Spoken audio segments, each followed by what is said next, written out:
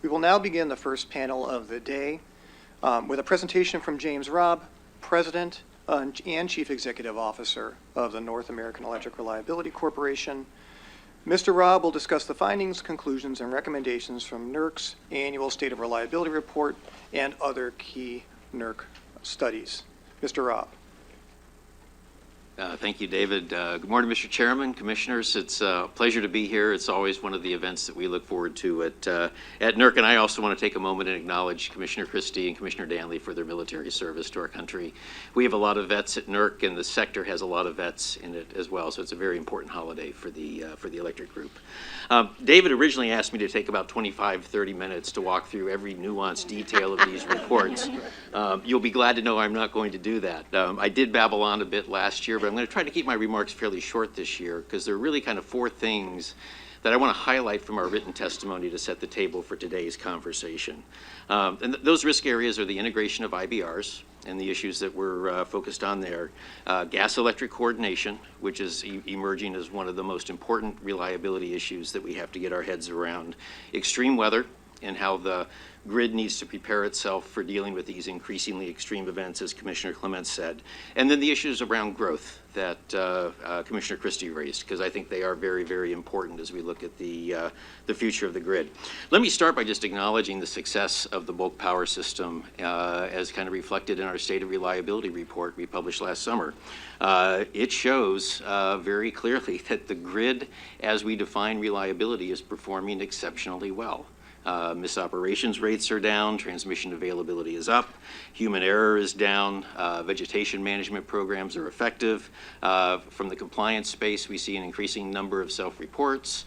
Most of the violations that are uncovered are of fairly low risk, so entities are taking this very, very seriously, and they have the controls they need to stay in compliance with the standards. So I think the ERO model works, and it's been proven to work, and we should celebrate that.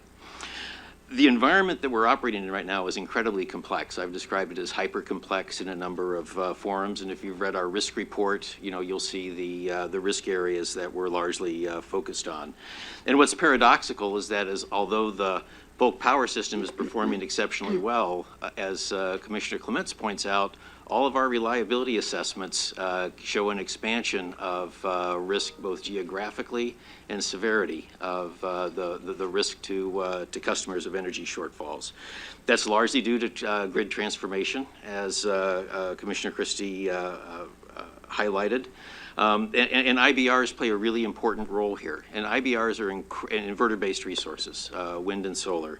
Incredibly exciting technologies and playing an increasingly fundamental role in the ability of the grid to generate energy to serve customers. They do come, however, with real issues that we need to have our eyes open to. We talked a lot initially around the variability of energy production and the uncertainty at any moment in time of energy production out of these resources. We are increasingly focused on the performance of the resource as they interconnect to the grid. Resources that were once 5 to 10% of the grid have very different impacts than when they're 30, 40, 50% of the grid. So we really have to pay attention to the things we've talked about around ride-through, making sure that they're properly modeled and integrated onto the grid.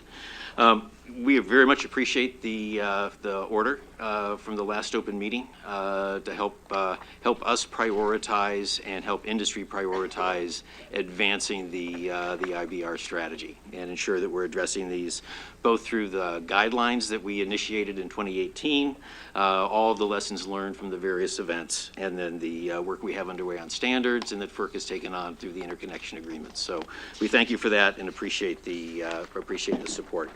I want to turn and talk a little bit about gas, which is probably the one risk that I have focused most of my attention on since I joined NERC, and I've threatened the industry that my retirement is gated by fully addressing these issues. So if that's not motivation to get this solved, I don't know what is.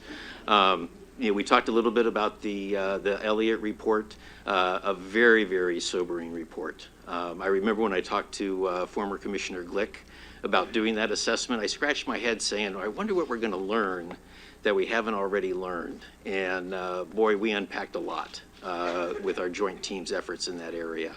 The scale of the generation that was taken offline, totally unprecedented, largely due to freezing issues, a lot of them related to fuel supply. The performance of the gas system, particularly as it relates to even the LDC system, which is the core mission of the natural gas sector, the bullet that New York City dodged from the collapsing pressure in the pipelines demanded some very heroic actions out of Consolidated Edison to keep gas in the pipelines, to keep pilot lights lit, and not let a disaster that would have far exceeded the 2003 blackout occur. So we're very thankful for that, but we also note that that was largely because the weather warmed up on Christmas Day. And had that cold front persisted one more day, we would have been in a real world of hurt in the Northeast. I want to acknowledge the work that NASB took on last summer, or over the last year and a half. It was published last summer around the Gas Electric Harmonization Forum, and particularly the work of the sponsors of that effort, Pat Wood, Sue Tierney, and Bob Gee. It's a terrific report and really lays out in technicolor what needs to happen in gas, and we need to push that as hard as we can. I want to acknowledge EPSA, INGA, and NGSA. You'll hear from them later on this panel. They've gotten their heads together to work on some of the commercial issues between the gas and power sector. I think that's terrific. We also have to be very thoughtful about the performance of the gas system, and that brings us into the question around mandatory standards for performance and the formation of a gas reliability organization, which I'm on record as is the chairman of absolutely supporting wherever that lies within our structure. Gas, of course, leads us into the extreme weather questions. And we're committed to addressing that both through the FERC directives that we've received, as well as committing to follow the Elliott recommendations around the work, at least that's in our bailiwick. I've already had a conversation with NASB around the recommendations for them, and they're already on it. This is a multi-tentacled problem. It's a very hard problem. It's one we've been collaborating with a number of agencies, including EPRI, to really start to understand what extreme weather could look like in the future.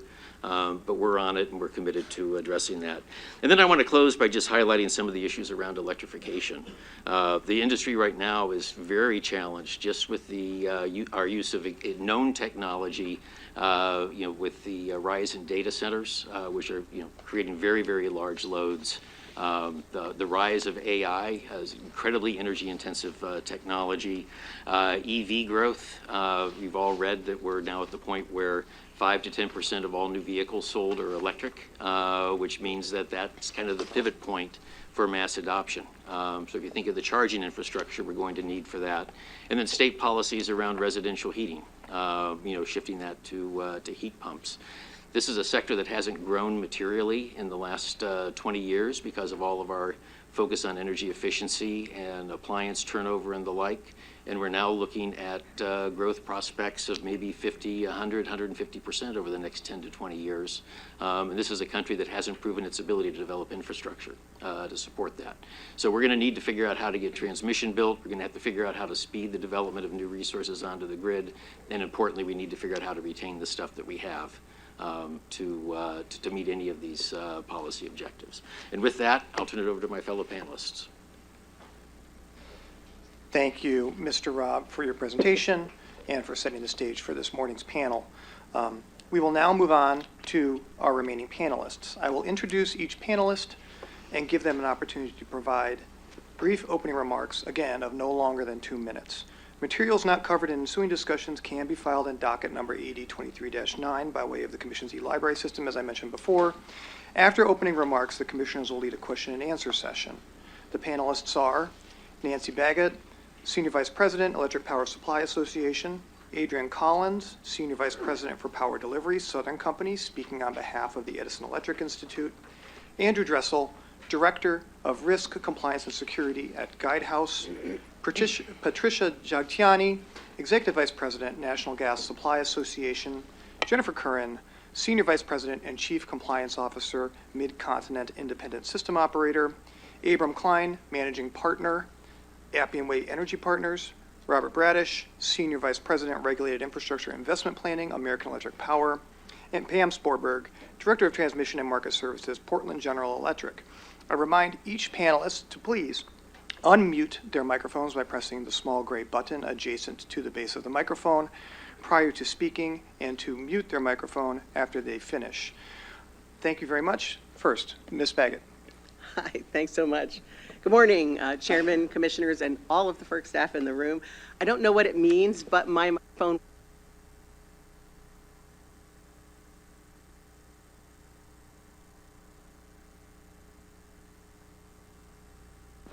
Your microphone is muted. Exactly. EPSA is the National Trade Association representing America's competitive power suppliers, generators, and marketers that invest in, develop, own, and operate facilities using all types of technologies and rely almost entirely on competitive market structures to support their facilities and their businesses. Regardless of market or business approach, the reliable delivery of power is job one for all of us. I think we're all here to acknowledge that. For this panel, I submitted a statement that focuses entirely on question 6 posed to this panel, which addresses the gas-electric coordination issues and the NASB report from their forum that took place over the past year. I participated in every NASB meeting. I have been participating in all of the NERC Electric Gas Working Group meetings and PJM's Electric Gas Coordination Senior Task Force. Just by the fact that I can say that, you know that I've attended the meetings. But as actually Jim pointed out, the most insight I've received recently was from a series of meetings that we've had with the gas producers and the pipelines right after Winter Storm Elliott. It came sort of so closely on the heels of Uri that we really wanted to sit at the table and look at what operationally happened. And so what are the at least quick fixes for some of that, if there are any. They're not going to be easy, I think we all know, but also longer term approaches, and also how to address those issues without disturbing what is an extremely functional market and coordination between two systems nearly every other day of the year, most days of the year. So we've submitted a paper that will be in the record. I'm sure it will be posted. It's also going to be available on our individual websites over the probably today, knowing that it was going to be released here. It identifies the challenges that we saw sitting down together, and also lists out recommended strategies for mitigating some of those issues. At a really high level, though, a priority for EPSA is that that improvements utilize market-based mechanisms. Again, this really looks toward not interfering or impairing the normally functioning market. It holds well for gas electric issues, which function well during normal times as well. And we probably need to look at some pricing issues. Thank you, Ms. Baggett. We'll move on. And I know, it's very hard to do this in 2 minutes. There's a lot to talk about. And I was just talking about one question. That's right. All right, very good. Ms. Collins. Thank you. Good morning. My name is Adrienne Collins, Senior Vice President for Power Delivery at Southern Company. And on behalf of EEI and EEI members, thank you for the opportunity to have a forum to discuss reliability, resilience, and security of the bulk power system. The reliability of our nation's bulk power system has never been more critical given the challenges facing it today, ranging from unprecedented load growth in different parts of the country to extreme weather, to a rapidly changing resource mix, to resource and energy adequacy concerns, to supply chain constraints, to state and federal rules, to permitting delays, and many other issues. I want to briefly highlight a few items in my comments that will help us ensure that we continue providing reliable, affordable, and clean energy while ensuring the grid is best to meet these challenges. First, we must ensure that we have adequate supply of electric energy. This means ensuring resource adequacy through more generation assets, including renewables, advanced nuclear, and the potential for increased natural gas generation by some member companies to promote system reliability and support additional renewable resources during this transition. We need policy solutions to recognize this reality and give energy companies the flexibility that we need to build essential energy infrastructure. This also includes the need for more transmission development in certain parts of the country to achieve our shared vision of a clean energy future. We must ensure that transmission policy investments are needs-based, anchored in sound transmission planning principles, and do not burden the customers that do not benefit from them. Next, we must continue strong utility cooperation and collaboration to maximize the benefits of our collective knowledge resources and assets within our footprints. EEI members have a proven track record of working together to solve these challenges that are facing the grid. At the same time, we must broaden our partnerships and collaborations among stakeholders that includes distribution, transmission owners and operators, federal and state policy makers, regulators, the electric, gas, and telecommunications sectors, and between industry, national labs, and our large power users. Additionally, we must prioritize the risks that we face in terms of grid reliability and align our efforts so that we can effectuate the shared desire for greater system reliability and resilience. Finally, we must always keep our fundamentals as our North Star. We have an obligation to serve our customers and maintain system reliability, security within our state and federal frameworks, while also ensuring that energy is clean and affordable for our customers. Our grid is facing unprecedented challenges, and it's imperative that our legal, political, and regulatory structures create an operational landscapes that allow EEI member companies to achieve these goals. I look forward to continue to contribute in this timely and worthwhile discussion. Thank you. Thank you so much, Ms. Collins. Mr. Dressel. Good morning. Thank you, Commission, for providing me the opportunity to speak with this panel on these vital topics. My name is Andy Dressel. I'm a director at Guidehouse in their cybersecurity and compliance practice. I come before you today with a unique perspective on several of the topics before this panel. I'm an attorney that worked at both NERC and WEC, and have been a consultant primarily focused on reliability and security for over a decade, supporting utilities and power providers across the U.S. and Canada. I've also worked extensively on utility wildfire mitigation efforts, developing and evaluating wildfire mitigation plans, an assignment I was initially given due to my prior work and studies in forestry. Before I begin, like FERC staff, I must state that this presentation reflects my views and my views only, and not that of Guidehouse. Wildfires were not always associated with power reliability or grid resiliency. Over the last several years, however, we have faced a reckoning as we witness a confluence of factors that has led to tragic power system-involved conflagrations. Many of the factors contributing to these wildfires are outside of the industry's control. Nevertheless, we can reduce ignitions and modify the impact of fire on power system reliability. These fires and the legal, regulatory, planning, and operational responses have significantly impacted operations and costs, including BPS reliability. Additionally, the aftermath of these events has dramatically impacted the financial strength of the firms found liable. These effects were first felt in California and the West, but are now or will soon be felt across North America. From a reliability perspective, wildfires can negatively impact reliability in a number of ways, some of which might not be so obvious. The obvious is that public safety power shutoffs, or PSPS, also known as proactive de-energization, can occur on either distribution or transmission lines to protect public safety, protect firefighter lives, evacuation route safety, or protect equipment. Fast trip settings and disabling reclosers can lead to more outages from contacts. Transfer capability and transmission capacity could be reduced to prevent faulting through smoky or ionized air. Solar generation may be reduced due to smoke, as we saw this summer with the Canadian wildfires. Also, there might be a reduction in maintenance activities during red flag warning days or no-touch days, may cause forced outages.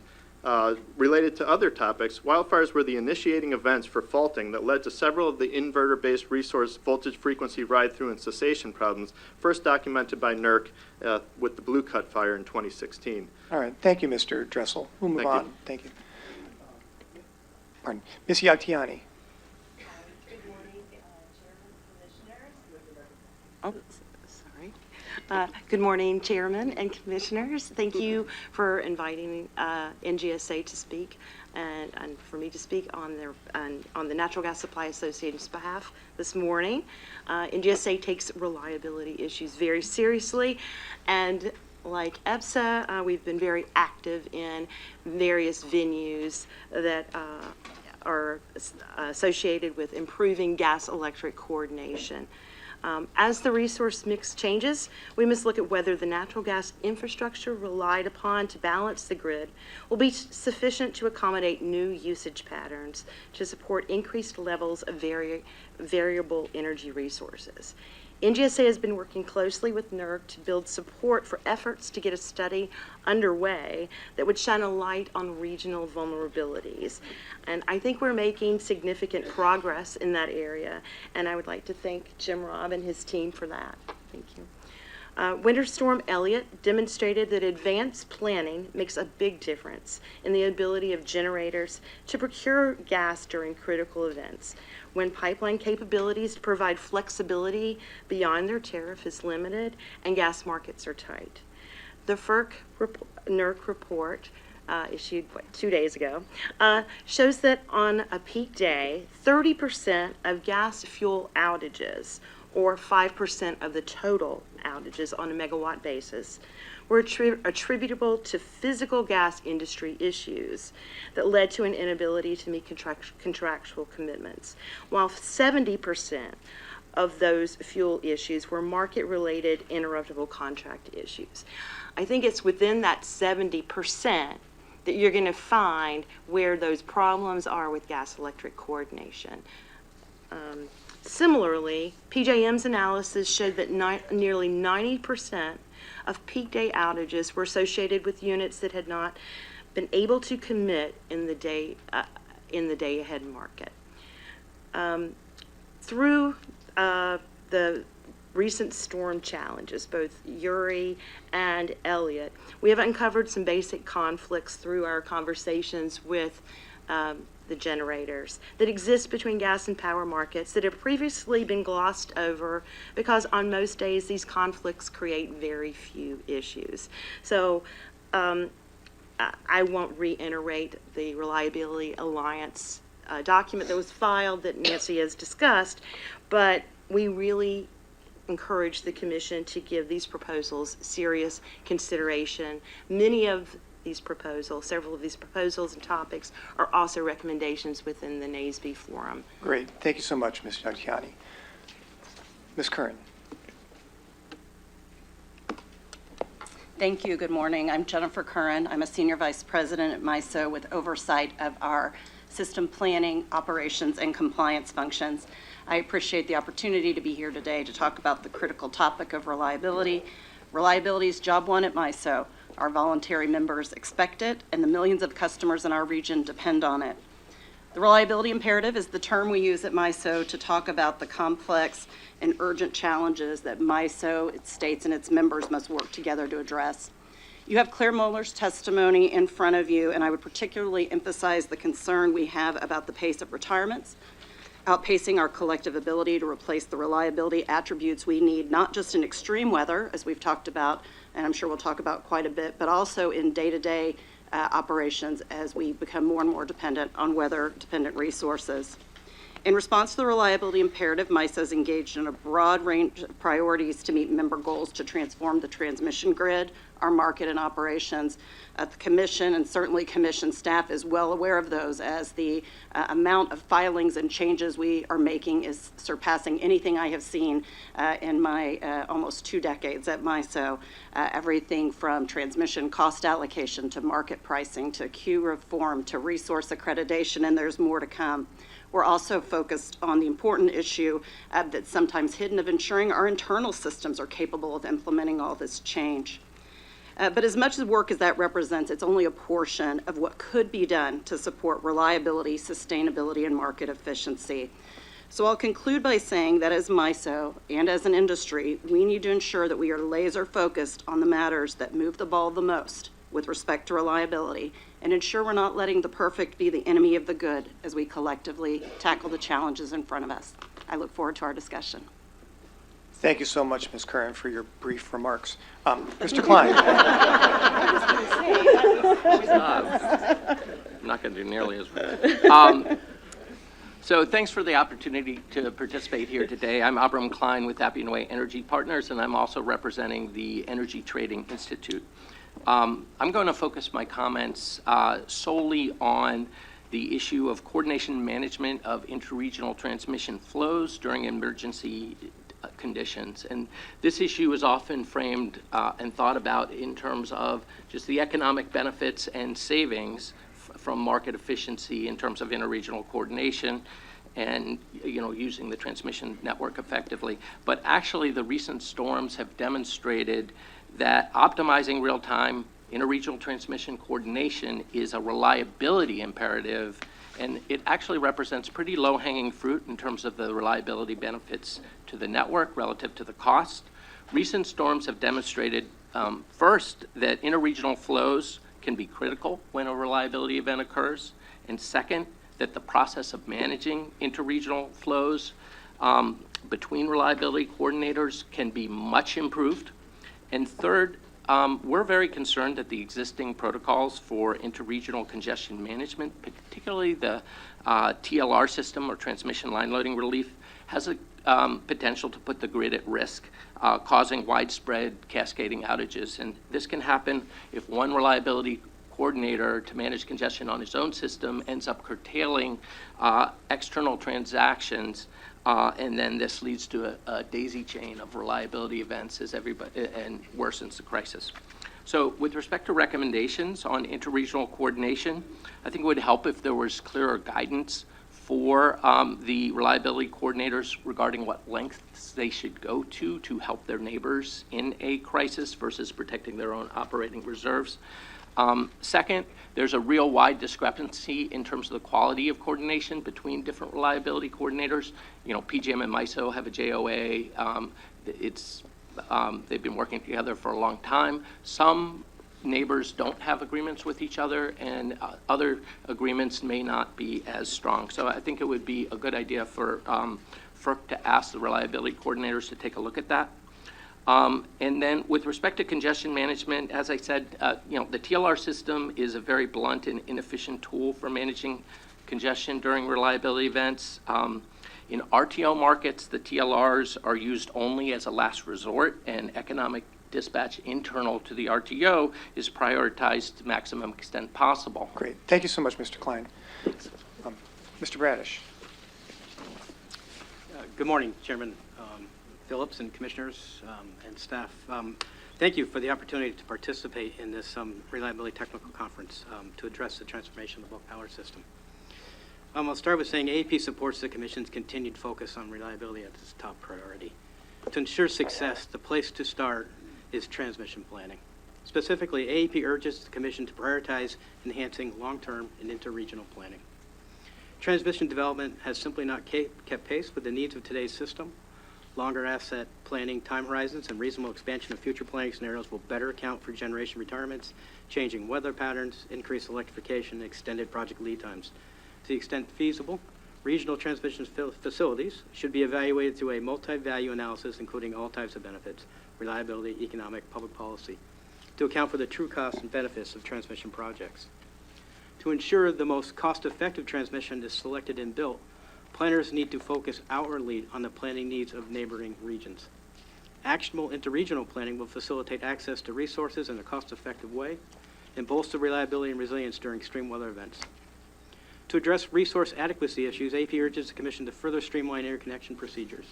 Load-serving entities with reliability obligations must have the ability to prioritize the interconnection of needed generation capacity in the interconnection process. There also needs to be efficient processes for replacing generation that is retiring. The Commission should require all regions to permit generator replacement evaluation outside the interconnection queue. There are a couple other key elements that the Commission should consider to bolster reliability and resilience. First, there needs to be a shift from planning for capacity on peak in the form of planning reserve margins to energy adequacy, where we consider the need at all times for sufficient energy. All generation sources have energy limits and physical constraints, and these limits and constraints need to be accurately accounted for in seasonal and long-term planning assessments. New and innovative approaches to enhance current planning practices and provide more comprehensive and integrated view of the energy system needs to be developed to address these challenges.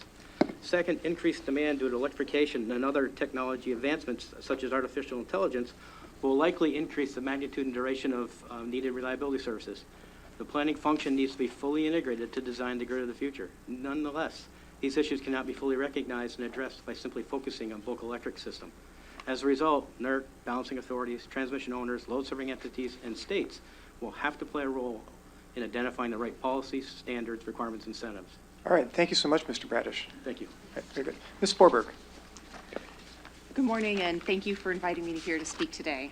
I'm going to talk about Portland General Electric's and the steps we're taking to address reliability concerns, and I am also here at the invitation of Americans for a Clean Energy Grid, a diverse coalition of stakeholders united in supporting policies to affordably and reliably build out high-capacity transmission systems.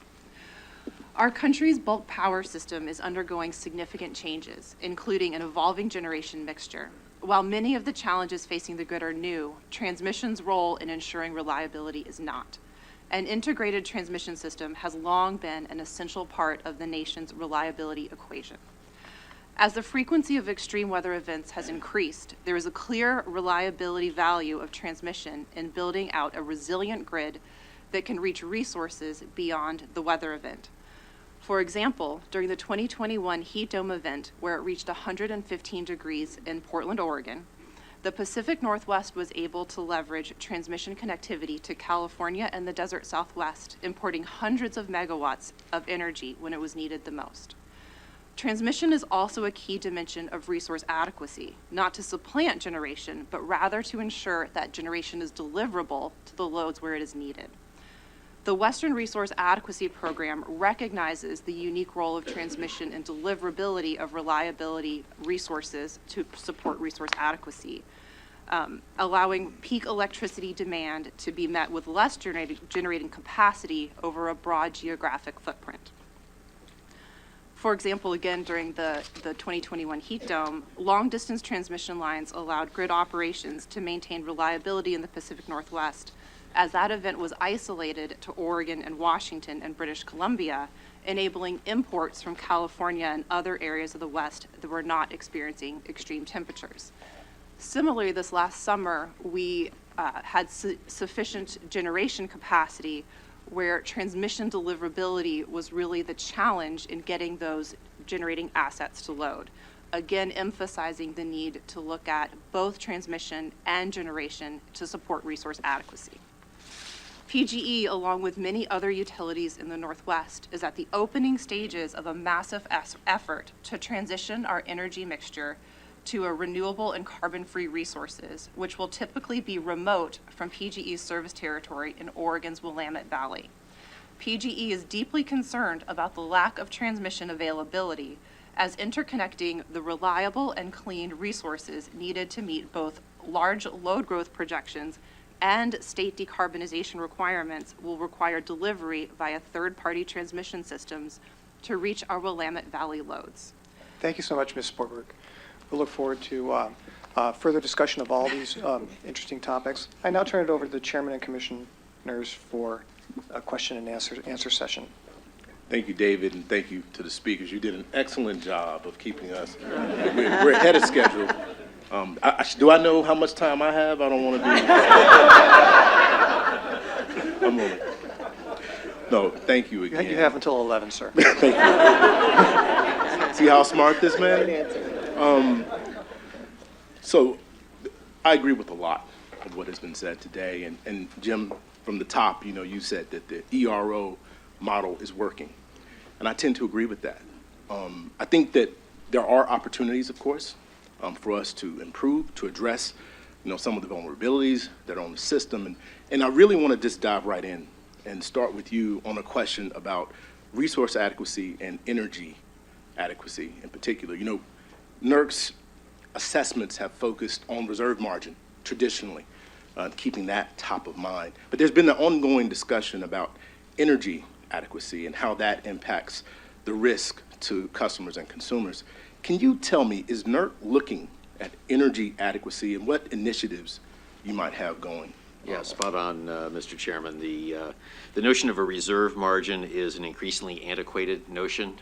Capacity is important, but it's no longer sufficient, particularly given the change in the fuel mix that we have. So we've been on this for a while, and we currently have standards under development which will address energy adequacy as opposed to capacity adequacy. The first round of those is focusing on energy adequacy in the operating time frame, so day ahead and within the next year. The first round of those requirements are out for ballot at the end of this month, and we hope to be presenting those to the Commission for approval in the first quarter, first half of next year. The broader question around longer-term planning around energy adequacy is also a topic. We have a SAR prepared on, a lot of technical work. We plan to stand up that drafting team as soon as we get the operating work completed. So we're on the topic. We think it's absolutely essential. As Bob said, right, this whole notion of shifting the planning mindset around energy and away from capacity is really fundamental to the 21st century grid we're building. Thank you, Mr. Robb. And we at FERC will be paying careful attention to those reliability standards and the SAR as it moves through your standards development process. I want to turn now to Ms. Collins from EEI, staying with sort of the idea of energy and resource adequacy.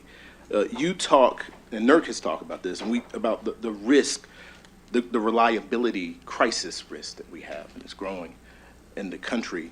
I think what's important to this discussion, and we're going to have some state regulators with us and policymakers later in the day, is the role that the states play in all of this discussion. Can you tell me a little bit about, your thoughts on how important state policymakers and regulators are to this discussion, and what, if anything, EEI has done to work with or collaborate with state policymakers? Sure, absolutely. Thank you for the question, Chairman Phillips. So regards to working with the states, let me start off with the integrated resource plan, right? Being able to identify all those different aspects of what's going on within a geographical area, starting from what's happening from our customers, the amount of load growth that's going on, through distribution, transmission, and the generation needs, right? So the state's involvement and engagement to ensure that we have the generation assets needed to be able to have that coordinated planning, to be able to do exactly what Commissioner Christie said, right? Making sure that you've got enough generation to be able to serve the load that you've got. A key aspect in terms of working with the state is also being able to ensure that we've got the essential reliability services with that changing resource mix, right? As decisions are being made with regards to the traditional resources that are already in place, making sure that we continue to have the right balance that provides those essential reliability services as we're integrating new renewables onto the system, right? And as we talked about, that we've identified that there are some challenges associated with some inverter-based resources that we're able to have the time necessary as we're integrating those into the system, that we're able to work through those challenges so that we can make sure that we are providing reliable and affordable energy to our customers. And so in terms of EEI, yes, we engage with NARUC commissioners, and we do that on a state-by-state basis, sharing, here's the difference in geographical differences. Here are the differences in our designs. And so we need to ensure that there is flexibility in the policies such that we aren't having, that we have technology neutral and that we have the flexibility to provide the services to our customers. Thank you. Thank you. I can't stress the importance to how we should demystify the area of reliability, especially when it comes to our state regulators. And I think that educate every opportunity that we have. I was a state regulator, and I worked in the reliability industry, and it dumbfounded me. And so I just want to encourage EEI to continue its efforts to work with our state colleagues. I want to turn to MISO for a minute. Ms. Karen, you have the pleasure to represent Ms. Moeller's testimony here today. But in the testimony, there was something that really caught my attention, and it was a quote about prudence over pace will ensure power flows, grid reliability is maintained, and that public support grows. This idea of prudence over pace, could you unpack that a little bit for me? Sure. Absolutely, and not nearly as eloquently, I'm sure, as Claire Moeller could talk about prudence over pace. But what I will say is that the pace today is rapid. As an industry, and thinking about MISO members specifically, very focused on the goals of sustainability while also maintaining reliability and affordability. So the focus to date has been on the pace. How fast can we go? And we've made quite a bit of progress on decarbonization, there's no doubt. the prudence comes in really back to this reliability question. That's the power flowing part of the equation.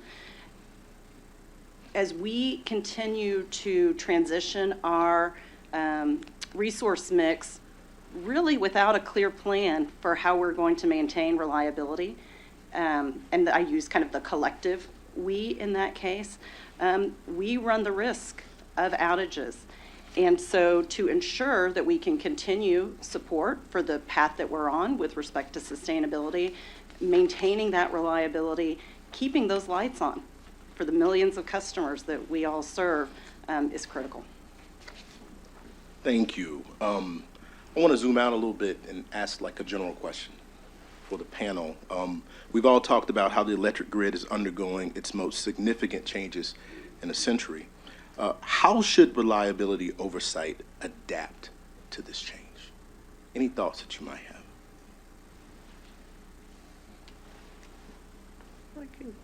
I guess, and just to zoom in a little bit more, Sure.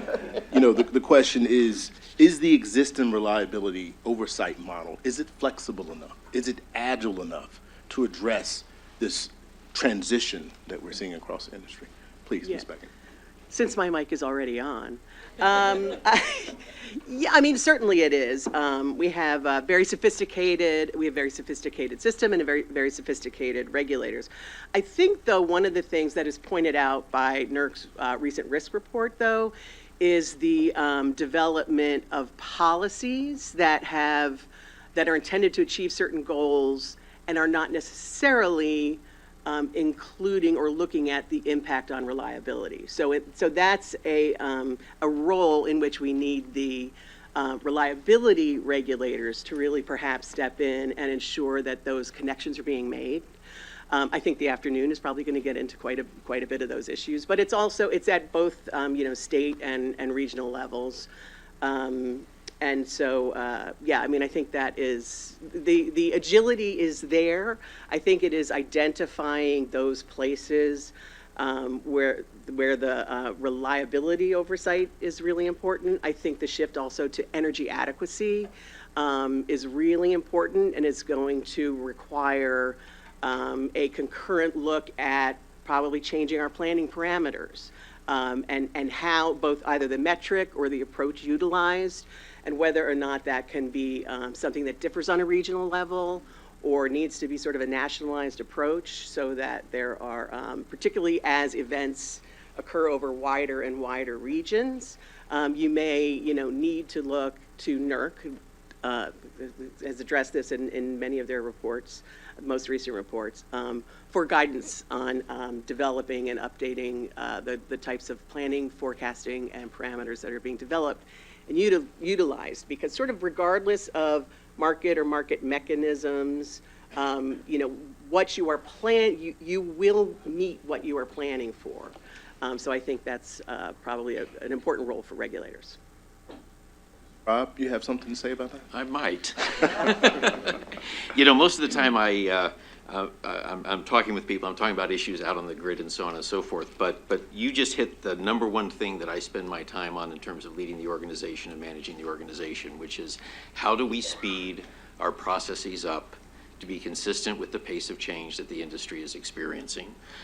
We have submitted to FERC, and I won't go into it, I'll probably get into an ex parte issue here, but we've submitted changes to our rules of procedure and standards process manual, which we think will provide some structural help in speeding our regulatory response to changes up.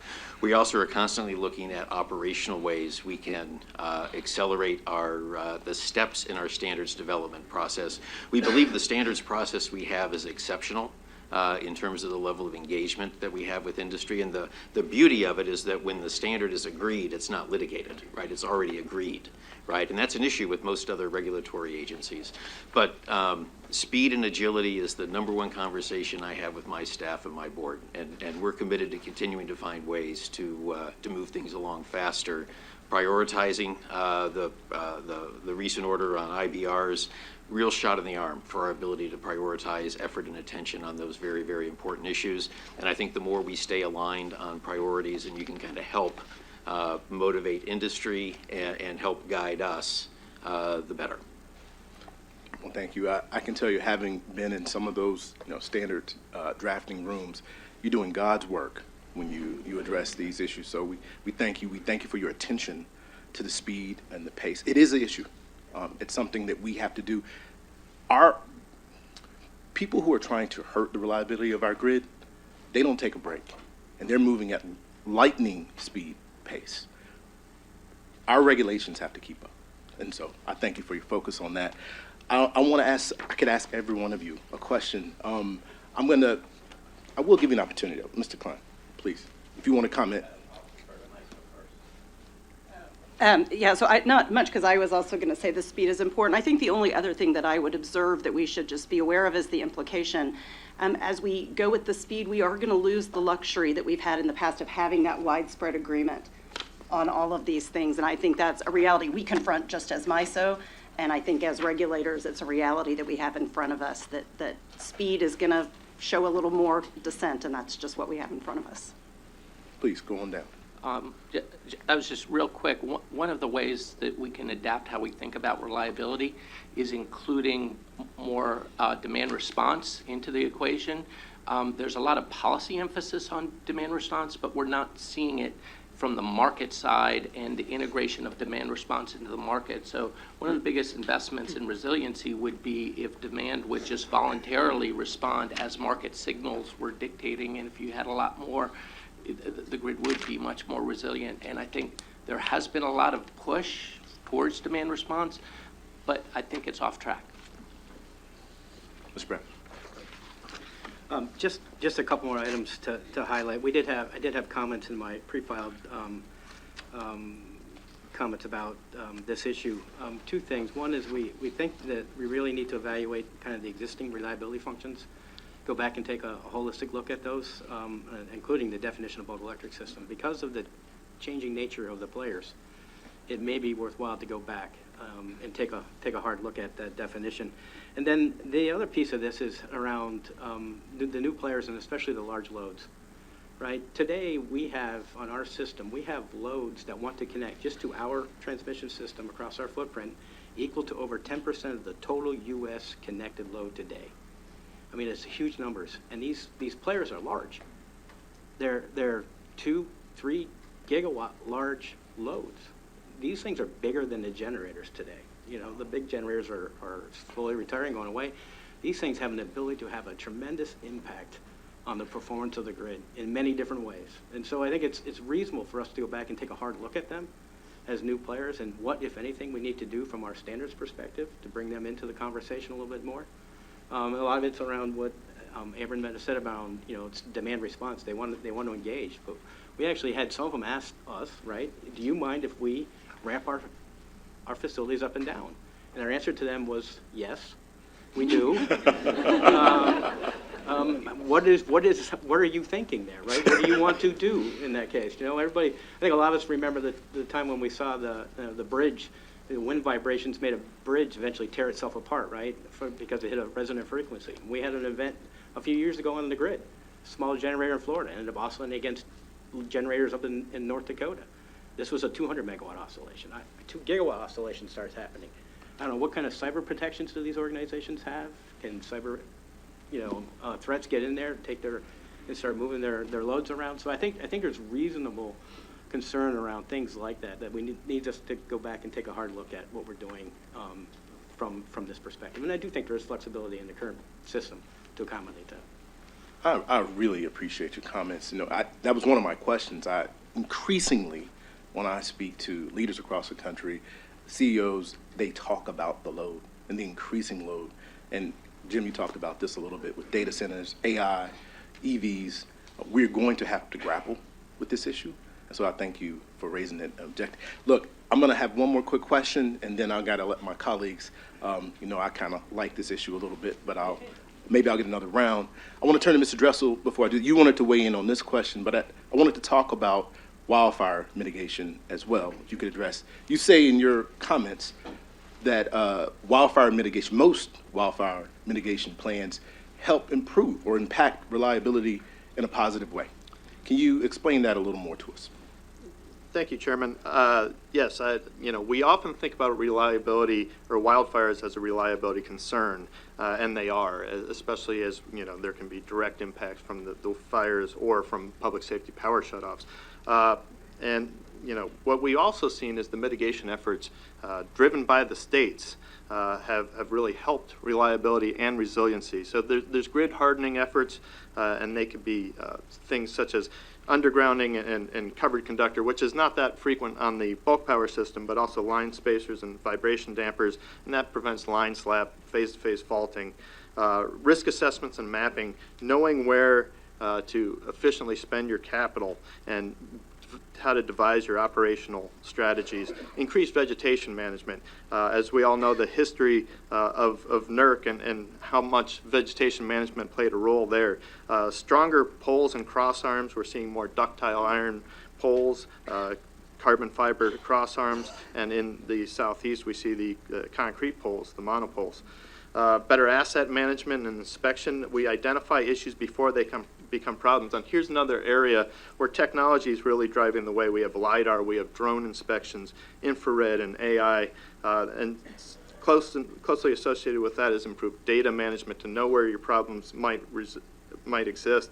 Improved situational awareness, the use of remote cameras and weather stations, improved storm preparedness, increased automation.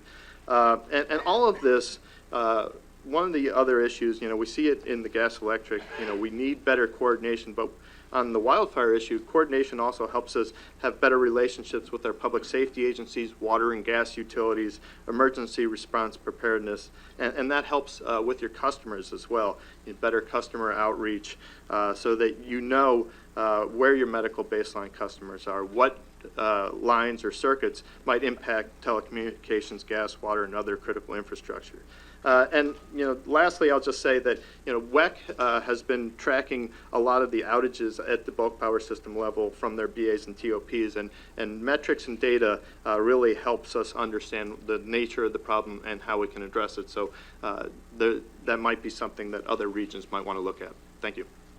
Thank you, Mr. Dressel. It's interesting. It's not an issue we talk about a lot here at FERC, wildfires, but it is an extreme weather event. And I think as we see the increasing impact of climate change on our climate and weather, this will no longer just be a West Coast or California issue. It's going to be an issue in Texas. It'll be an issue in MISO. It'll be an issue across the South and other places in the country. So I thank you for your work and expertise on this issue. I will now turn it over to my colleagues, Commissioner Danley, for his questions. Thank you, Mr. Chairman. So to begin with MISO, I forget what the name of the document was from January, the reliability imperative response or whatever. There was a fairly clear declaration that the pace of retirements has been putting the system into jeopardy because there has not been sufficient backfill, right? And in his written testimony, Claire had a very on-brand, phlegmatic, but nevertheless chilling comment that should that problem not be fixed, or if we don't plan for it appropriately, we don't mitigate the consequence of these retirements, that the system operators are going to regrettably have to make sure that demand meets supply, right? Little bit paraphrastic expression, but it's clear what he's saying, which is you turn the lights off, right? The system has a benefit, which is that ultimately there's as much demand response as there is load, right? You can just turn it off, right? And then it'll be balanced again. That is a pretty stark warning. And the question I have is, given the fact that you have cited this problem, how is it that MISO in particular is managing the retirement rate?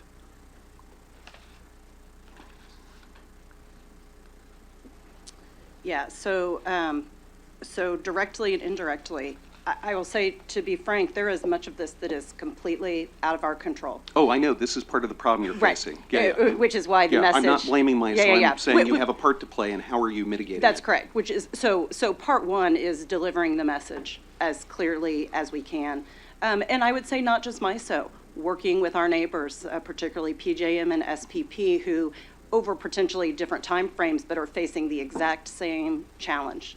They are, but I wasn't going to ask you about their systems. I thought that was. That's okay. I didn't think that was I won't sporting. talk in detail, but this is not this is obviously not a unique to MISO problem. There are things we are working on around the edges without getting into too much detail because some may be in front of you as we think about our processes around unit retirement. The other place that we have engaged that maybe not where we have not historically engaged as much is at the EPA. So we did provide some significant feedback related to The good neighbor rule. The good neighbor rule. Yeah, because I do think that one of the things we can do is help policymakers understand the reliability tie and the implications of the decisions that are made. So at the moment, that is where we're really focused on the retirement side. Loud message, working where we can in our tariff, talking to policymakers. And then, of course, we're working hard on the other side of the equation, which is how do we find additional resources to build the gap, and how do we incent those through our market products, our accreditation rules, and that type of thing. One of the problems is you're operating a system that has, it's not even like, let's say, PJM with a clear market mechanism. There's a bunch of different, in your footprint, a bunch of different jurisdictions, all of which are following their own policies and doing whatever it is they want to, which is their privilege under the FPA, obviously, when it comes to resources. But given that, and the fact that there are not just the states as jurisdictions, but the feds are changing all of the regulatory regimes, how is it that you are able to credibly plan for the future, given the fact that you have multiple different jurisdictions following different policies and federal policy changing everything, not to mention, the consequence of incentives and tax credits and the like? So maybe two answers to that question. So one, to be frank, we rely a lot on scenario planning, right? The one thing we know, because of all of those things you named and more, we don't know exactly how this future is going to play out. So we do a great deal of work looking at if path A happens, here's what it looks like. If path B happens, here's what it looks like. So an example might be if we take all of the plans that everybody is saying, how does this look? What are the impacts? What are the impacts to reliability? What are the transmission needs? What are the market implications? What if it happened differently? What if we went slower? How might that happen? The other place goes to, I think, a question that Chair Phillips asked earlier, is one of the places that we have really focused is on alignment with our state regulators. So the organization of MISO states as a collective is very aware and focused on this issue, that while they individually as states may have different goals, collectively we share the need to ensure we have a reliable system into the future. And so they are highly engaged with us on these questions to try to drive solutions that work not just for them, but for the region. Right. Do you have an optimistic outlook that you're going to, and now I'm using the collective you, right? You used the collective we earlier, this is the collective you. Do you have optimism that you, plural, are going to manage the retirement rates or not? I think there's more that's needed. The reason we say it so loud is because it doesn't seem to be slowing down. So, It doesn't so I'm appear- not sure optimistic would be my current feeling. It doesn't appear to me that the process is orderly. Do you agree with that? Because it seems like there are surprises and there are more units retiring than expected, which again, I really am not blaming you. I'm not trying to give anybody a drubbing here. That'll come in a second. So I would say maybe less than that it's not orderly. I would say it's certainly incomplete. And so kind of two examples for that. So one, there are real issues around confidentiality, market, by which I mean like stock market and other, kind of impacts that put very real constraints on what, when, and how companies can give us kind of certain information about retirements, right? So I think there's some very real, I'll call them kind of existential restrictions that could potentially be overcome in the context of confidentiality, but that's one of the issues that I see. that's out there. The other issue that's out there that is much thornier and gets back into the question about kind of these different jurisdictions and issues is, at least from a who has the responsibility for retirement,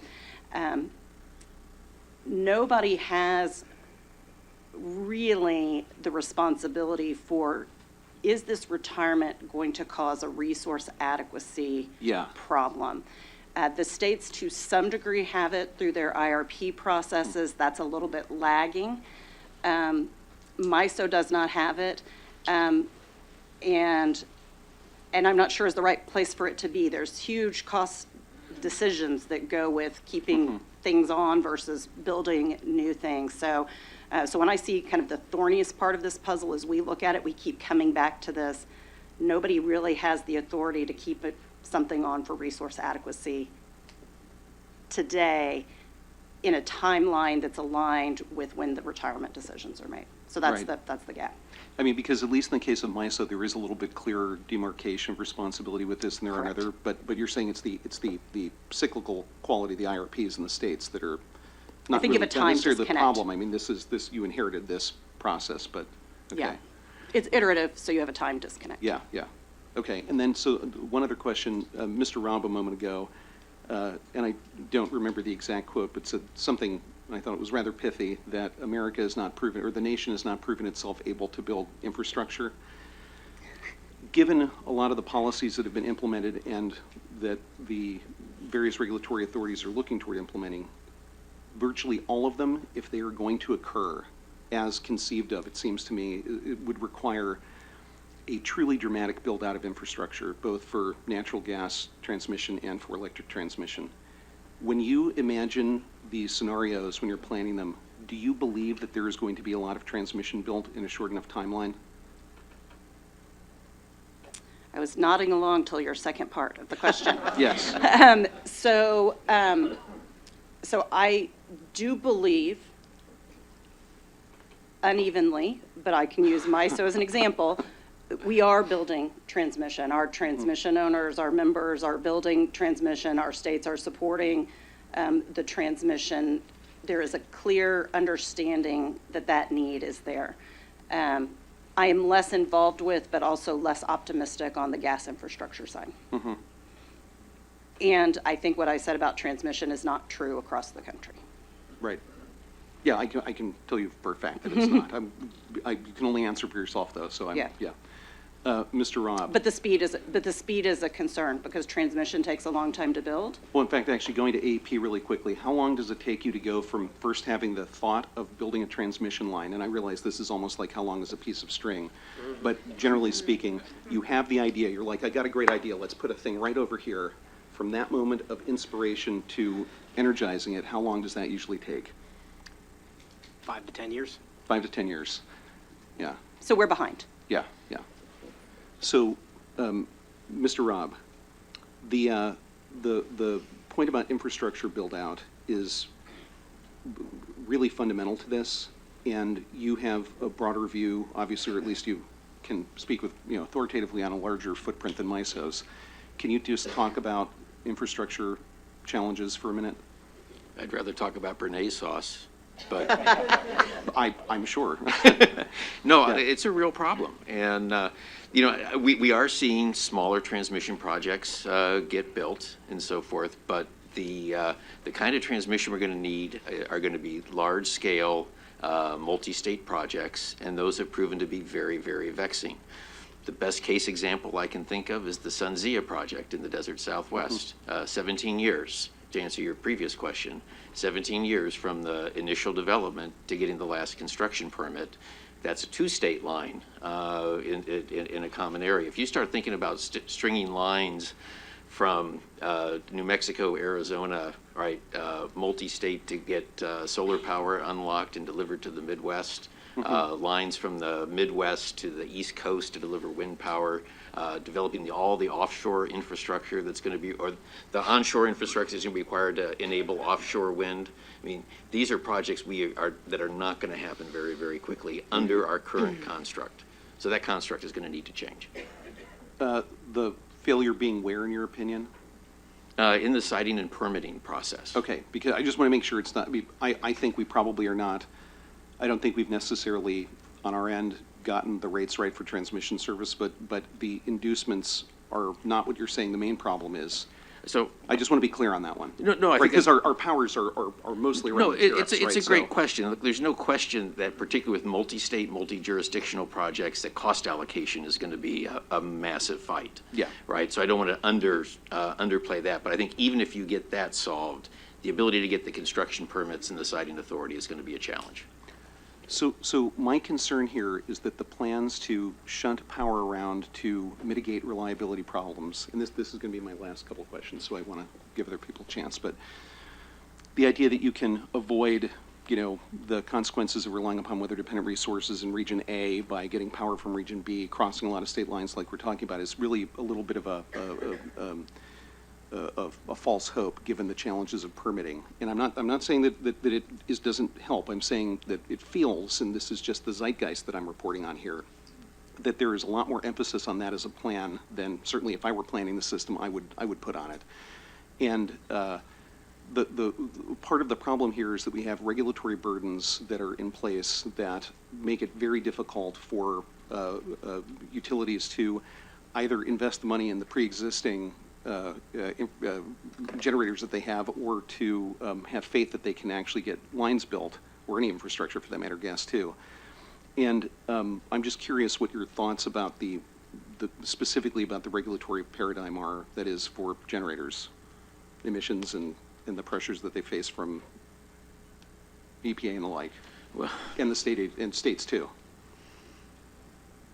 Well, there's no question that there are a lot of headwinds on building any of this infrastructure and retaining the infrastructure that we have, whether it's related to the EPA rules around emissions, the siting and permitting, the cost allocation issues, and so forth we thought about. I agree with you. There is no single panacea that's going to solve this problem. We need to be looking at infrastructure development holistically, right? In terms of, cost allocation, where should the lines go? How do they get permitted? How do they get sited? How do you handle those communities that are impacted? All of those things are part of a soup that need to come together. The challenge we have is that as in everything in the energy sector, we have a lot of very focused single issue advocates that will push on one of those without And some getting the single whole. issue commissioners. Yeah. Could be. And I think the other thing around transmission, right, because we're obviously spending a lot of time looking at transmission right now, is, transmission, like batteries, aren't generating resources, right? They're geographical displacement mechanisms, right? So you still have to focus on whether the generation is going to be there in the energy supply. So you need to think about that as well, because just stringing a bunch of transmission lines, if there's not resource on the other end of it, it's going to be a colossal waste of money, right? So it's a very multifaceted problem, and they all need to be thought through and worked through at the same time. So you guys came out in 2015 or 16 with a report about the sort of environmental regulation outlook. You know what I'm talking about? I don't remember the title of it. That was before my time, Well, but I I'm know, aware of it. But yeah. Do you have any plan to do anything like that similarly? So we. And if you did, how long would it take to write it? So in my time frame, we have not taken a look strictly at an environmental policy and evaluated it. What we have chosen to do is to look at the implications of the policies and what that means in terms of what the utilities are telling us about retirement decisions and so forth. And these are all very kind of unit-specific, local-specific issues. What NERC can do very compellingly is to aggregate that at the system level and say, broadly speaking, does this work? Right? So if you look at our the long-term reliability assessment we'll be publishing in a few weeks, you'll see the starting impact of the 111D rules on retirements and what that means for reliability outlooks going forward. So we do assess them indirectly through that process. They are reflected in our reliability assessments. So I think we've got the issue covered in a way that's appropriate for the purview that we have. Okay. All right. Thank you. I appreciate it. Thank you, Mr. Chairman. Thank you. It's Commissioner Danley has done a good job of pulling out the concern, right? We all have a lot of concern about the future of the grid. That's been the job of regulators for quite some time.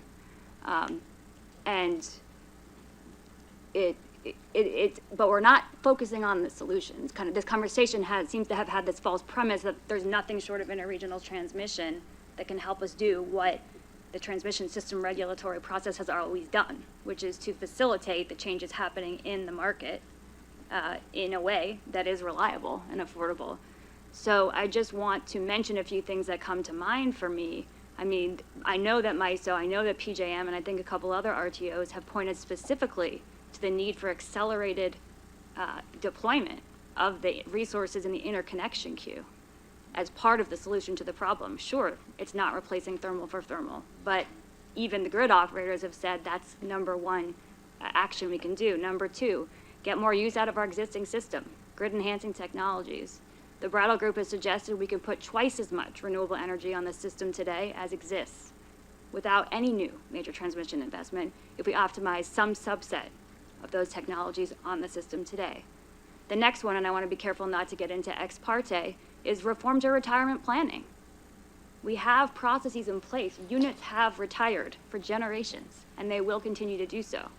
It is not the case that every single unit that is going to retire, many of them for economic reasons, because they're losing out in the marketplace, are critical to resource adequacy. Some of them are, and we need to be really sure that those stay on and provide the services the system needs.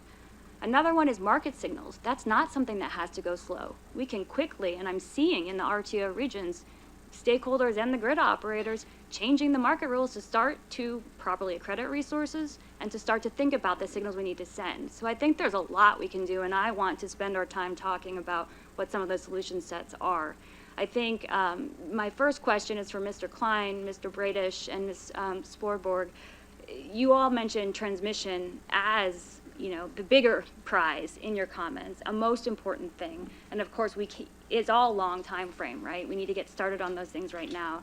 But Mr. Klein, you suggested, and you said a little bit about this in your opening, that there's things you can do on regional and interregional transmission coordination without even building new transmission. You talked about joint operating agreements. I'm interested if you could expound on that a little bit. Also, especially you mentioned PJM and MISOs. What about RTO to non-RTO and non-RTO to non-RTO regions? Are those still useful and do they exist, among other coordination? And then to Ms. Sporberg and Mr. Bradish, if you could expound a little bit more on the opportunity that this interregional transmission brings and the near-term things we have to be doing now related to that longer-term investment.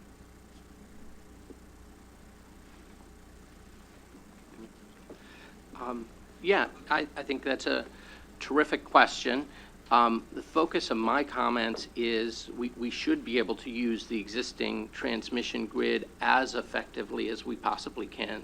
And, whether we build zero transmission in the next 10 years or we build double the transmission grid, there's still the opportunity there to really more effectively use that. And what we've seen when RTO regions have integrated the actual amount of transmission usage, the ATC across the system, has always gone up a lot.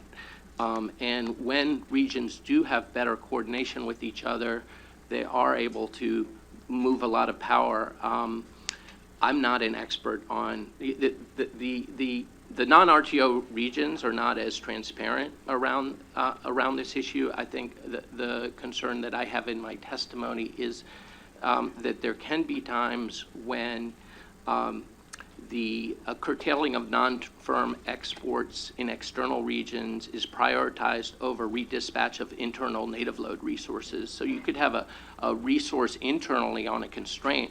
You could move it 50 megawatts, and that's equivalent to 500 or 1,000 megawatts of curtailments externally. And if you were to have that occur when one of the neighboring regions is close to the edge, it could result in these kind of cascading things. So I do think there would be, it would be something I think interesting for NERC to look at, as is this potentially a reliability issue, and also possibly in post-technical conference comments, whether the reliability coordinators might address the extent to which they redispatch their own system, what the priority is for redispatching their own resources versus curtailing using TLR in those things. And then one more quick thing, which is that generation and transmission are substitutes in terms of the So there is the possibility, I mean, I would hope we would get more generation to the extent that we need it, built closer to load and at load, so that we don't necessarily have to have these, and I'm in favor of building more transmission, but it is hard, we all know that. So probably there is some degree to which generation does need to be built closer to load in general. Thank you. Thanks. Just I could touch on a couple of things. So if I understand, kind of your focus is what can we do now as we try to figure out how we're going to build out the larger transmission system. So one of the things we did talk about was certainly making sure we're fully utilizing what we have today, and so generation retirement and being able to, you know, basically remove the generator that's being retiring, plugging in a new resource at that same location should be something we have to be able to move forward pretty quickly. That's, again, making sure we're taking full advantage of that infrastructure that exists today to support the generator that's retiring. You mentioned grid enhancing technology. So we've been actively involved in looking at lots of different grid enhancing technologies. I think, you know, I participated in a technical conference a few years back on grid enhancing technologies, and you know, our position on that is that we've tried just about every technology that's ever been invented, and many of them are still on our system. So we're absolutely interested in what opportunities might be there. We are actively engaged with others in terms of figuring out, are there, you know, some of the newer, more granular type technologies that are out there today, power flow control devices, stuff that might help us. You know, the Browder report you referenced, we're familiar with. You know, if you can optimize the transmission system directly around where if it's a local constraint, around where the wind farms are at, you can certainly help with congestion and curtailments in that situation. So we're actively studying those types of situations also to see what we can do. We've been using temperature adjusted ratings for many years, long before the requirement came out that others need to step up and use those. We've been using those, so we do adjust our ratings for ambient temperature and have been for some time. You know, one of the particular challenging areas where we think grid enhancing technologies might help us is actually in ERCOT. They have a proliferation of new generation, IBR-based generation, that's causing a whole other issue for us. But the ERCOT's stuck. They're stuck in a situation where they have a resource requirement, so they need to move quickly. But the analysis you need to do to make sure that devices that are IBR-based don't create problems takes time. And so there's a natural tension there. So they're trying to move them forward almost in a, you know, connect and manage situation, which creates then things they call generic transmission constraints. Mm-hmm. And so we're trying to figure out ways we can use GETS to help manage some of those things, in addition to building out the longer term infrastructure there too. So we're actively engaged in looking at those things. We do think there's value there, but it's very situational. Thanks. Ms. Warburg? Thank you for the question. And so PGE is doing everything we can to enhance some of the grid enabling technologies, as well as leverage distribution-sided resources to get the maximum value for our system. Our IRP has at least 25% of our capacity in 2030 coming from our distribution-sided resources, including demand response, distributed solar, solar plus storage, and other types of distribution-sided technologies. However, even with those investments, as well as the dynamic line ratings and other grid-enhancing technologies that will let us get every ounce out of the existing system possible, as a urban compact utility, we do not have as much room in our service territory to site generation close to our loads. And to meet our 2030 decarbonization targets, we will need to leverage long-distance transmission lines across multiple balancing authorities in the West in order to deliver the kinds of robust, high-capacity resources needed to meet those targets. So I think there's an all-of-the-above solution. There isn't just one answer here. It is looking holistically at what can we do to get the maximum value of our system today, as well as how do we plan for 2030 or 2040. My colleagues noted 5 to 10 year planning horizons for new transmission. I think in the West we are looking at 18 or years for some new lines. And so that means that even as we are getting the value out of the system today, those are our short-term opportunities. And to really meet our 2040 objectives, we have to start planning today in order to start the planning process and the permitting process needed for us to deliver on those opportunities. Thanks. Mr. Dressel, I was going to ask you later about GETS, but since we've covered that, did you have anything that you wanted to add? I think I read about it in your statement.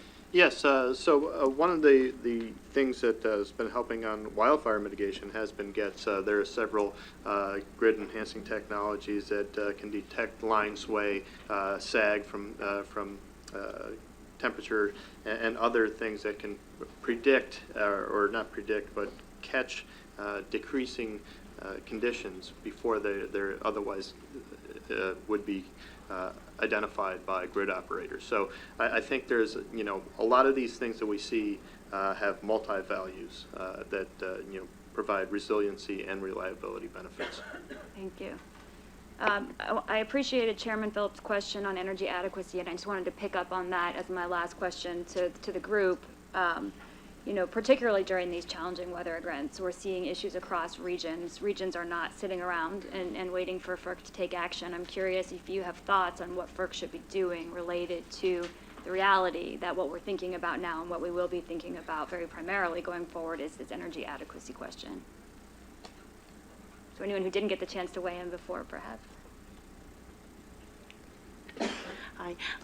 Just to mention an issue that I think is somewhat supplemental, but then again, an integral part of energy adequacy is not to forget that there are going to be new usage patterns and maybe unexpected use of pipeline infrastructure that will need to be thought about well in advance as well, in the same way that transmission is thought about, to ensure that we're not left in a vulnerable position when it comes to ramping up and down suddenly in real time, and that we're ready and equipped to manage that. Thank you. May I? So one of the things that has come very clear to us, right, is we've talked a lot about the shift away from reserve margin thinking and all that kind of stuff to energy adequacy, and I think people are starting to accept that. Right, one of the challenges I think the states and everyone has is that all of our reliability constructs and design basis are based on this kind of 1 in 10, event frequency, and that's embedded in kind of how we thought about reserve margin. So there's a need to kind of just break that construct. Other places are ahead, and there's a lot of innovation going on around the country in terms of the RTOs looking at this question and trying to ask the question, what should the design basis be? So one of the things we're planning to do on this issue is to convene the RCs, the planning authorities, and some international partners, particularly Australia, who's ahead of this on this issue, to really think through how have other people thought, how frequently can we tolerate an interruption, how long can that interruption be, and how much energy can go unserved, right? Because once we have that, then we can start designing the system around that, but there's no real agreement as to what that new design basis is.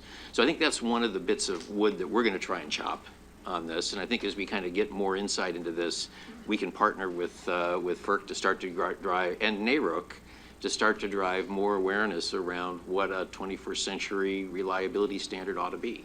It's not what we've had. How long do you think, and how much consensus do you think you need to be able to move forward with that? I honestly don't know the answer to that question. But I do know most every state commissioner that I've talked with and the staff and leadership at NARUC are all in agreement, right, that this is kind of the problem that they have, right, is to think through this new reliability standard. We collaborated with NARUC in building their most recent reliability resource adequacy guide for their commissioners. We'll be talking about it next week in Palm Springs with them. So I think there's a lot of appetite for this, and like I said, we're seeing positive movements in places like Texas, in starting to get some proposals out on the table, and we want to catalyze that and build that and evangelize that. Thanks. Do you have time to answer, Chikala? David, can we move into our break time, because we want to make sure Commissioner Christie has enough time to ask as well. So I just want to make sure. We're scheduled to close this panel at 11, sir. Okay, please. Oh, great. Okay. We can finish it up, and then Commissioner Christie. So I'll be very quick. I think with respect to what the commission can do, we appreciate the leadership of NERC on this issue, and we'll be working on it as well. I think let's not hold for a comprehensive solution. I think that MISO and Texas and others are working on this, and so speaking for MISO, as we are prepared with what we think a good answer is, we want to move that forward with urgency. So this is one where we may need to let some regional solutions play out to accomplish our speed objective. Thanks. I'll say one thing that I heard from Mr. Rob was that maybe we could focus more on energy adequacy and less on reserve adequacy, so maybe the commission would not have so many proceedings before it on capacity markets, and that would be nice. But on a serious point, getting the prices right, it's really important as we think about these additional reserve adequacy that we don't forget the market, and if there are additional reserve products, that those don't end up resulting in excess commitments that actually suppress the real-time prices, because that really creates a problem for the market signals going forward. Bill Hogan always says, get the prices right in the real-time market and things will follow from that. And I think FERC's focus on price formation over the last several years, there's more work to be done, but this particular issue is important to also consider the price formation aspects of that so that we get the right incentives to continue the benefits of the competitive market. Thanks. Just wanted to add just one more aspect to this. Certainly supportive of all the efforts from NERC in this area. One other area where we have a bit of a surrogate is the N-1 notion, right? And so today, transmission planning looks to the future, and they look under peak load scenarios, and they do an N-1, and that's a surrogate to capture a lot of things, right, underneath all that, right? Lots of different things. The system, obviously, maybe it's not obvious, the system is never in an N-1 situation. It's always N-many. And so, yet we plan with an N-1. So as we move forward into an energy adequacy, I would make the argument that we also need to refine our transmission planning standards too, to accommodate that. So you're moving away from N-1 always assumes there's a generator there behind that. The generator has the energy that it's going to need to fill in behind. We even put in operating procedures, if we can, to avoid building new facilities if the N-1 shows a problem. All that, I think, needs to be rethought also as we move into this space. So it's Thank you. I'm a going little bit different. Noted and Ms. Collins to finish. Thank you, Commissioner Clements, and I will be brief. I would just say that in terms of resource adequacy and energy adequacy, that both are really vital to the reliability, both from an energy and a capacity standpoint. I think especially as we're going through the transition that we got to keep both of those in mind, and especially at the current pace of change. In your opening comments, you referenced around adaptation, and I think that's something before the commission as proceedings are brought to you, that pace of which things and having the flexibility. In my written comments, I submitted an example of, within a Southern Company example, where Georgia Power has seen the load growth from our initial filing in 2022, that there was expected 400 megawatts of additional load growth by 2030. And back to the unprecedented growth rate, we filed an updated IRP because that load growth is at 6,600. So that adaptation for us to be able to go back and update an IRP. So I would just say thank you for the pace that the commission is dealing with matters before you, and understand that given the unprecedented change, then the pace of the transformation in advance for the things that are going to come your way. Thanks. Thank you. Commissioner Chris. I have two basic questions. I want to ask them of Ms. Curran. And first, Ms. Curran, I want to just say to John Bear and Claire Moeller and yourself, I really admire you guys. You all have been extremely straightforward, honest about the problems that you're facing in MISO, and the reasons for the problems and the solutions for the problems. So I just admire your all straightforwardness, and it's refreshing. And the statement of Mr. Moeller, which you made your own as a witness, continues in that regard, and he talks about the rapid loss of dispatchable resources that you're seeing in MISO, and the reserve margins getting very, very low. So let me ask you this. Are the reasons for this loss, this wave of dispatchable resources that you're losing in MISO, which is lowering your reserve margins and putting the system on flashing red? Let me offer you three reasons and tell me which one of these are the bigger problem, the lesser problem, the mix, and what is driving this. One, of course, would be market design. Is it MISO's market design that's the problem?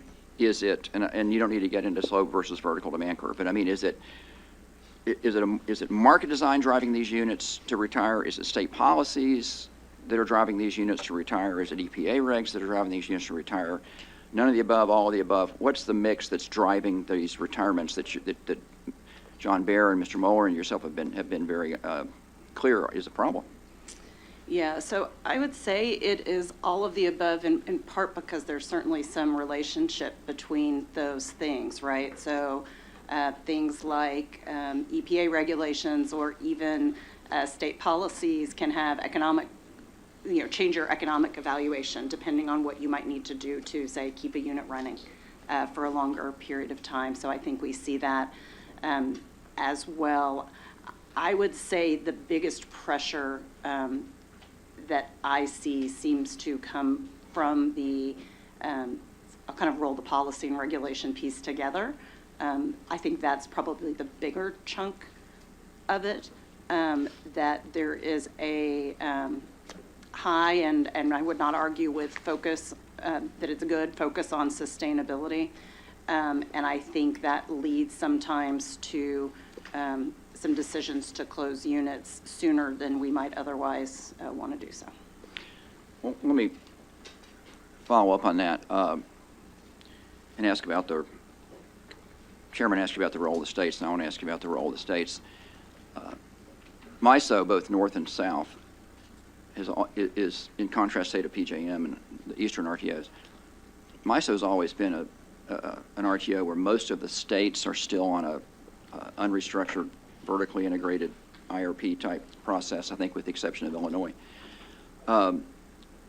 So what is the role of the states, and what are you telling the states? It seems like the states for many years, I've been told in MISO, I don't come out of MISO at PJM, but in MISO, because you have a residual capacity market, states have often used the residual capacity market, which had a lot of really cheap legacy resources. The states have told their utilities, go get it there first. It's been really cheap, and it has been historically cheap, and now it's all gone. What are you telling your states, they're mostly IRP driven, that they need to do in terms of making sure that there is sufficient resources to serve their load that they're responsible for? What is MISO's role in telling those states where things are going and what you need to do as states in these IRP processes? Sure. So I think our role, as we see it first and foremost, is to provide that information. So, with respect to states telling people to buy from the market or not, my guess is some do, some don't, right? Different states have different policies. But I think the states in MISO, and that includes Illinois, collectively have looked to MISO to provide the impact of the collective of their individual state decisions. And so we spend a great deal of time in partnership with our organization of MISO states talking about what analysis is needed, providing that analysis, providing that insight, and then talking about the so whats. I think how it manifests in terms of what do they need for their resource plans, the path is slightly less direct than that. So the conversation is, here is the shortfall we see in the market as a whole. Here is what we need. And so we talk about that and are increasingly talking about that in terms of attributes. What are the things we need for the system to operate? First and foremost, energy adequacy is the one we are talking about the most today. Then we partner with those states and the other members of MISO to develop the products, market products, tariff rules, whatever it is, to incent that so that those same decision makers in the states have the information they need to make those individual decisions for their states. We don't need everybody to have everything we need, but collectively, we need to have these attributes on the system, and we need to have market functions work so that we don't have cross-subsidization, so that we have the right signals to incent the right resources. So that's really how we go about it. All right, I don't need more. Do you have any follow-up questions, sir? I don't have any more Okay, questions. very good. I'll defer to my colleague Eric Vandenberg from the Office of Electric Reliability. Thank you, David. Eric Vandenberg. I'm the Deputy Director of the Office of Electric Reliability. Thank you all for being here today. Did want to have one follow-up question building off Ms. Curran, your statement just a minute ago about attributes. I know for a long time we've used the word essential reliability services to kind of describe this basket of attributes that are essential for running the system. I know MISO has been leading the way in terms of refining that and really defining those with more precision. I think you guys have come up with 6 very specific attributes that you've defined as key reliability attributes. And so just wanted to see if you could talk a little bit more about that process and kind of where you guys are going with those attributes, and then also interested to hear from others on the panel if they have a reaction to that work, if they think that's helpful, and if that's work that could be expanded elsewhere in the country. Thank you. Sure, and one of the things I will start with saying, one of the things we've done is we've kind of moved from this term essential reliability services to attributes, because I think what we're talking about when we look at what's essential in the future, I think we're talking about a list that's a little broader than we might say from a technical perspective, what we've historically called essential reliability attributes. So to the question of the uncertain future, we have taken a look at how we think things are going to play out, how quickly we're going to see those impacts, and we have taken a list and continue to narrow it down. And in fact, I think we're currently at 3 that we have identified as really the most important. First and foremost, as I said, is this question of energy adequacy. Energy adequacy is a challenge we face, not just during extreme weather events, but all the time. So that one's here, we think. The second one we look at is ramp. We have in our market, we have products already to incent ramp. The question is, are they sufficient? And do we need to think differently about how we do those to incent the right resources to come in the IRPs that can provide that ramp capability? Those really show up on kind of the market and accreditation side. The third one we've really talked about is voltage stability. And that is one that I think will take a little different tack, right? So that is a question about what kind of requirements, I think, do we need to put into our planning processes, potentially into interconnection, contracts, and the like. As we go forward, we're going to continue to monitor how the situation is changing, and we may need to reprioritize. So there's many others out there that I think are important, but these are the 3 that really for MISO we've identified as having the most urgent need. Thank you. Appreciate that. Any other folks have perspectives on that? Thank you for the question. I agree. I think we need to be able to leverage the full capabilities of the new resources, such as the automatic generation control, frequency response, ramping, voltage regulation. I do think we need to look at it from the perspective that the capabilities that are needed may be different based on system design, regional differences. Therefore, I think that we need to be able to explore, we need to determine what is the standardization for uniform adoption around those items, but having that flexibility to utilize them as needed in the different areas. And there is a consortium, the Universal Inoperability for Grid Forming Inverters is an example of where researchers, industry stakeholders, and system operators are coming together to work through that. So I think part of that is just giving the time for us to take a look at that, but then again, having the flexibility to utilize that.